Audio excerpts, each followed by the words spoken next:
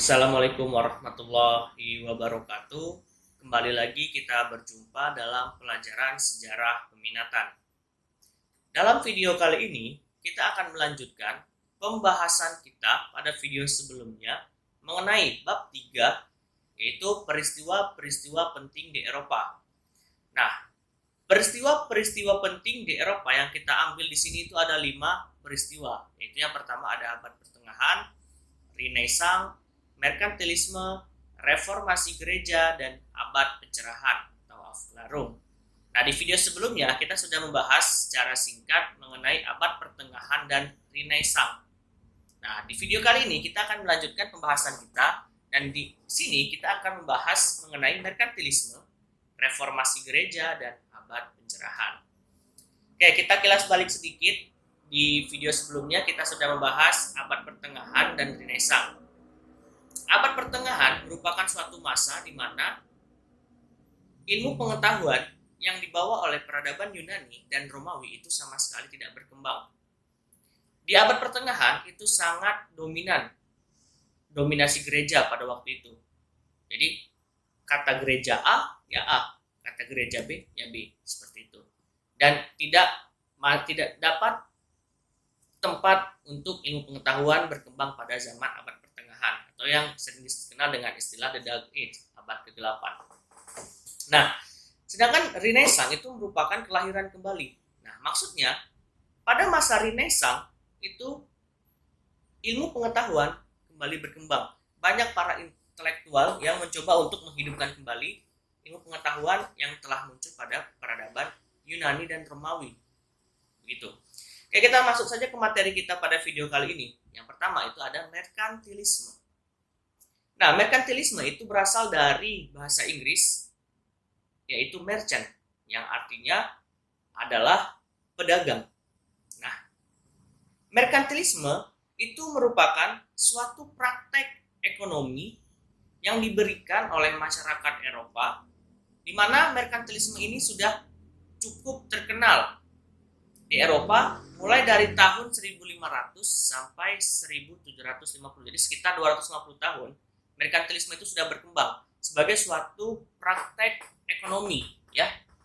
Nah, merkantilisme juga merupakan suatu paham di mana untuk kekayaan, untuk kejayaan suatu negara itu bisa dilihat dari aset atau modal atau logam mulia yang dimiliki oleh suatu negara. Nah, jadi ketika suatu negara ingin dikatakan sebagai negara yang maju, sebagai negara yang kuat, sebagai negara yang berkembang, mereka harus memiliki modal, harus memiliki aset yang berlimpah. Dan juga di sini ajang lomba-lomba untuk menguasai perdagangan global, seperti itu. Jadi merkantilisme itu untuk mengukur suatu kesejahteraan suatu negara ditentukan oleh banyaknya aset atau modal yang dimiliki serta besarnya volume perdagangan global suatu negara. Seperti itu. Di sini bisa dibilang merkantilisme itu suatu praktek ekonomi, ya, di mana aset dan modal menjadi fokus utama mereka. Nah, paham merkantilisme dapat diringkas dalam 3 butir pokok berikut. Yang pertama, sasaran utamanya adalah untuk mendapatkan logam mulia sebanyak-banyaknya. Nah, logam mulia ini kita bisa klasifikasikan seperti emas, sumber daya alam, dan lain sebagainya. Yang kedua, berfokus pada neraca perdagangan yang surplus, yakni memperoleh keuntungan yang sebesar-besarnya dari perdagangan luar negeri atau ekspor. Nah, di sini nanti salah satu ekspor yang dibuat oleh Eropa adalah rempah-rempah yang didapatkan dari Indonesia, seperti itu. Yang ketiga, negara bukan swasta menjadi pelaku utama serta pengendali perekonomian negara, seperti itu. Nah, latar belakang dari merkantilisme. Nah, merkantilisme ini pertama kali muncul atau lahir di Inggris dan Prancis. Nah, merkantilisme muncul itu dipengaruhi tidak lain dan tidak bukan karena adanya Renaissance, kelahiran kembali, ya, di mana ilmu pengetahuan peradaban Yunani dan Romawi itu digunakan kembali. Nah, disinilah muncul paham merkantilisme dari sana. Kemudian mendorong negara-negara Eropa mencari sumber emas dan perak dan kemudian rempah-rempah di negara-negara di Asia, Afrika, Amerika, yang nantinya dari merkantilisme itu muncul dua paham baru, yaitu atau mungkin muncul dua era baru, era kolonialisme dan era imperialisme, dengan tujuan untuk mencari apa? Logam mulia dan juga rempah-rempah seperti itu. Nah, jadi merkantilisme itu nanti akan melahirkan yang namanya era kolonialisme dan imperialisme dalam rangka untuk mencari logam mulia, emas, perak, dan juga nanti berujung kepada rempah-rempah. Dan di sini ada dampak merkantilisme, jelas tadi sudah disebutkan, melahirkan era kolonialisme dan imperialisme.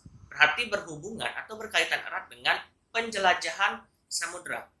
Nah, dampak merkantilisme di sini yang pertama itu adalah memicu era penjelajahan samudra yang nantinya akan memunculkan sistem atau memunculkan suatu kolonialisme dan imperialisme di negara yang dikuasainya. Nah, pelayaran merupakan hal yang sangat penting selama periode merkantilis, ya, mencari dalam usaha pencarian logam mulia tadi. Kemudian terbentuknya serikat dagang di negara-negara Eropa seperti EIC, East India Company milik Inggris, VOC, Verenigde Oost-Indisch Company milik Belanda, dan lain sebagainya. Kemudian memicu lahirnya revolusi industri. Ketika mendapatkan bahan sumber daya alam yang dibutuhkan, maka disitulah muncul ide untuk mengubah tenaga manusia ke tenaga mesin ketika mendapatkan bahan-bahan baku yang dibutuhkan. Kemudian memicu lahirnya sistem ekonomi kapitalis. Nah, di sini Adam Smith dan bukunya yang berjudul The Wealth of Nations dianggap sebagai pencetus kapitalisme, ya. Adam Smith merupakan seorang ekonom yang menulis sebuah buku yang berjudul The Wealth of Nations. Nah, itu tadi dampak dari merkantilisme. Yang kedua, ya, gerakan reformasi gereja. Nah, gerakan reformasi gereja tidak bisa dilepaskan dari seorang tokoh yang bernama Martin Luther. Martin Luther adalah seorang Jerman, seorang berkebangsaan Jerman, yang juga merupakan seorang dosen teolog, ya, seorang profesor teolog di Universitas Wittenberg. Nah, reformasi gereja merupakan suatu gerakan di mana mereka yang mendukung gerakan reformasi gereja itu menilai banyak terjadi penyimpangan-penyimpangan yang dilakukan oleh gereja Katolik Roma pada waktu itu. Salah satunya adalah penyebar luasan surat indulgensi. Nah, kemudian di sini ketika Eropa mengalami krisis keuangan, Bonifacius mengumumkan tahun 1300 sebagai tahun jubile. Jadi di mana tahun 1300 itu dijadikan sebagai tahun khusus untuk pengampunan dan penghapusan dosa. Untuk menghapus dan mengampuni sebuah dosa yang telah dilakukan oleh manusia, itu harus membeli yang namanya surat indulgensi. Jadi dibeli, surat indulgensi itu dibeli. Nah, kemudian indulgensi adalah pengurangan hukuman jiwa-jiwa yang diakibatkan oleh dosa di api penyucian atau purgatori untuk dosa yang sudah diampuni. Nah, di sini ada 3 kesimpulan penting tentang kondisi sosial keagamaan di Eropa. Yang pertama, terjadi krisis moral yang besar dalam tubuh gereja, dalam tanda kutip penyimpangan. Yang kedua, berkembangnya nasionalisme. Yang ketiga, lahirnya ketidakpuasan terhadap kepemimpinan gereja dari kalangan internal gereja itu sendiri. Contohnya, Martin Luther tadi. Yang keempat, semakin berkembangnya intelektual dalam dan kebebasan iklim berpikir di Eropa. Nah, selanjutnya kita kenal dengan istilah atau muncul sebuah istilah yang dikenal dengan sebutan reformasi Protestan. Nah, reformasi Protestan ini itu bisa dikatakan merupakan latar belakang munculnya Kristen Protestan. Nah, siapa tokohnya? Tadi sudah disebutkan, tokohnya itu adalah Martin Luther. Dengan cara bagaimana? Dengan cara menempelkan 95 dalil di gereja-gereja yang ada di Jerman. Nah, jadi 95 dalil yang ditulis oleh Martin Luther ini adalah merupakan 95 hal yang seharusnya dilakukan, yang seharusnya tidak dilakukan oleh gereja Katolik Roma, atau mungkin menjawab penyimpangan-penyimpangan yang dilakukan oleh gereja Katolik Roma, seperti itu. Jadi tujuannya adalah untuk mereformasi kepercayaan, doktrin, dan praktek-praktek dalam dalam gereja Katolik Roma. Nah, protes pada tanggal 25 April tahun 1529 terhadap The Diet of Speyer II melahirkan istilah Protestanisme. Dan reformasi Protestan ini juga merambat ke beberapa wilayah. Nah, seperti muncul tokoh yang bernama Ulrich Zwingli di Zurich dan John Calvin di Prancis. Nah, nanti juga orang-orang ini juga memiliki aliran-aliran tersendiri. Nah, pengikut Martin Luther itu dikenal dengan sebutan Lutheran. Pengikut John Calvin itu dikenal dengan sebutan Calvinis. Seperti itu. Jadi mereka adalah orang-orang yang beranggapan bahwasanya gereja Katolik Roma pada waktu itu banyak melakukan penyimpangan, sehingga mereka melakukan gerakan dan muncullah Kristen Protestan seperti itu. Jadi Kristen nanti pada akhirnya dibagi menjadi dua, ada Kristen Katolik dan juga ada Protestan. Nah, di sini ada dampak dari Protestanisme. Yang pertama, menguatnya negara dan pemerintahan sekuler. Jadi di sini berkurangnya pengaruh gereja dalam kehidupan pemerintahan. Seperti itu. Nah, yang kedua, lahirnya gereja Anglikan di Inggris yang nantinya memunculkan aliran baru, yaitu aliran Anglikan. Seperti itu. Jadi gereja Anglikan itu masih beraliran Protestan ya, seperti itu. Nah, terus yang ketiga, terjadinya banyak reformasi di Eropa. Terus kemudian terjadinya perang 30 tahun antara Katolik dan Kristen pada waktu itu. Nah, kemudian juga munculnya kebebasan beragama. Nah, kemudian yang keempat, ada yang dikenal dengan sebutan etika Protestan atau semangat kapitalisme. Jadi mendukung paham merkantilisme yang sedang berkembang di Eropa pada waktu itu. Kebetulan reformasi gereja itu terjadi sekitar abad ke-16 Masehi. Kemudian atau kesimpulannya adalah munculnya reformasi gereja Katolik yang nanti melahirkan Kristen Protestan. Seperti itu. Jadi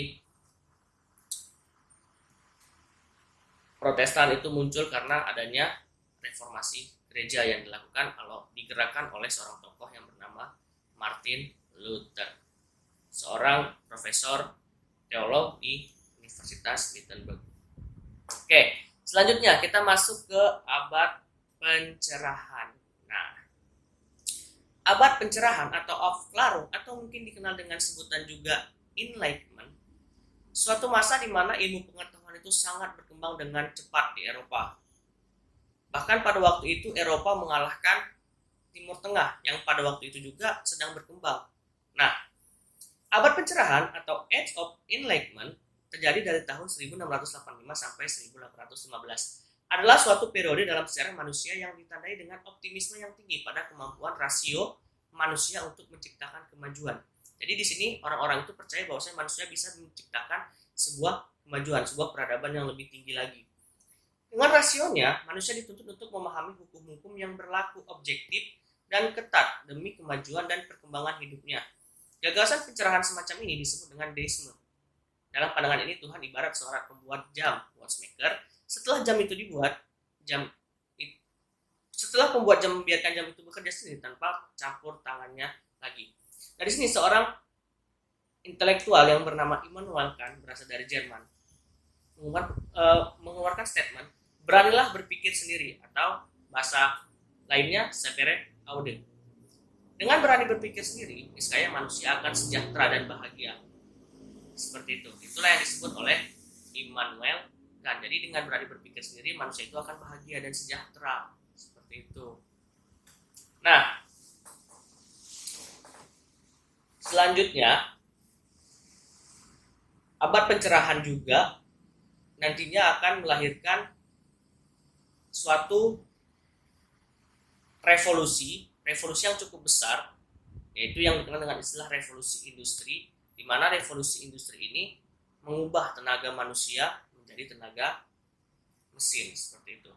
Nah, di sini ada beberapa penemuan para ilmuwan pada masa-masa menjelang munculnya optimisme pencerahan, memicu lahirnya banyak kemajuan dalam ilmu pengetahuan dan teknologi. Nah, di sini banyak para ilmuwan yang bermunculan. Ilmuwan-ilmuwan ini nantinya akan mendukung munculnya atau berkembangnya ilmu pengetahuan teknologi ke arah yang lebih tinggi lagi, seperti itu. Nah, di sini ada beberapa ilmuwan atau intelektual abad pencerahan. Itu yang pertama ada Thomas Hobbes, Francis Bacon, John Locke, Isaac Newton, dan Jean-Jacques Rousseau, seperti itu.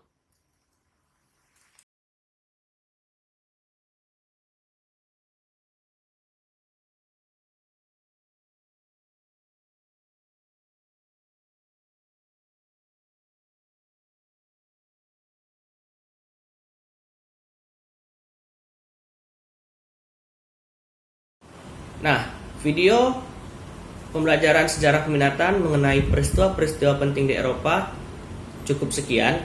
Jika ada yang perlu ditanyakan, kurang jelas, dan mungkin ada beberapa hal yang menurut rekan-rekan sekalian itu salah penyampaian, mohon dikoreksi di kolom komentar di bawah. Pertemuan atau video kali ini saya tutup. Assalamualaikum warahmatullahi wabarakatuh. Historia.